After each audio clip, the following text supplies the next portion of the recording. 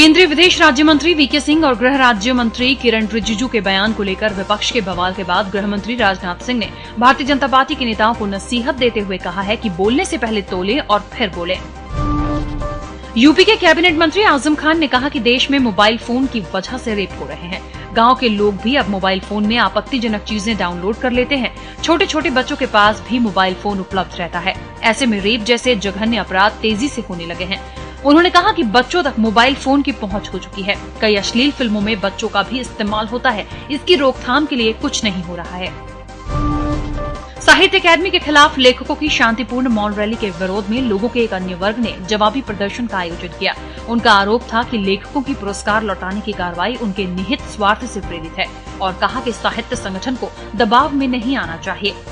Joint action group of nationalist minded artist and thinkers जनमत द्वारा प्रदर्शन का आयोजन किया गया।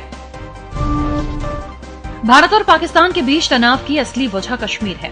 पाक पीएम नवाज शरीफ ने कहा कि इस सच को झुटलाया नहीं जा सकता है कि भारत और पाकिस्तान के बीच कश्मीर मुद्दा नहीं है। नवाज ने कहा कि इस ऐतिहासिक मुद्दे को सुलझाने के लिए तीसरे देश की मध्यस्थता समय की मांग है। कश्मीर की वजह से ही दोनों देशों के बीच शांति प्रक्रिया पर असर पड़ रहा है।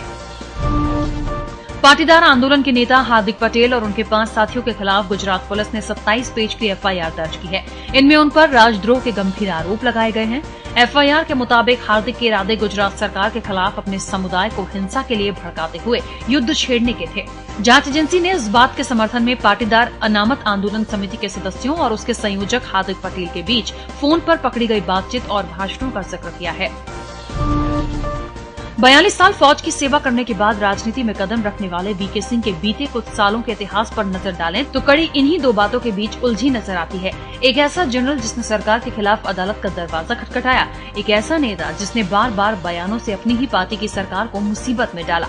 क्या ये वीके सिंह का ज्यादा स्पष्टवादी नजरिया ही है जिसने विवादों से उनका रिश्ता बनाए रखा है? दक्षिण पश्चिम फ्रांस में एक कोच के एक लॉरी से टकराने से कम 42 लोगों की मौत हो गई। मरने वालों में ज्यादातर बुजुर्ग थे। गिरोन प्रांत के स्थानीय अधिकारियों ने बताया कि पीड़ितों में से एक को छोड़कर सभी यात्री कोच में सवार थे, जबकि एक अन्य व्यक्ति लॉरी का चालक था जिसकी भी मौत हो गई। उत्तर बोर्दे के पुइसेगई गांव के पास आमने सामने से दोनों वाहन टकरा गए। यह हादसा फ्रांस में 1982 के बाद से सबसे घातक हादसा है। कथित तौर पर गुरु ग्रंथ की बेअदबी के खिलाफ लोगों का गुस्सा पंजाब से लेकर लंदन तक देखा जा सकता है। गुरुवार को लंदन में भारतीय दूतावास के बाहर सिखों का प्रदर्शन हिंसक हो जाने के बाद ब्रिटेन की पुलिस ने वहां पर प्रदर्शन कर रहे 20 सिखों को गिरफ्तार कर लिया।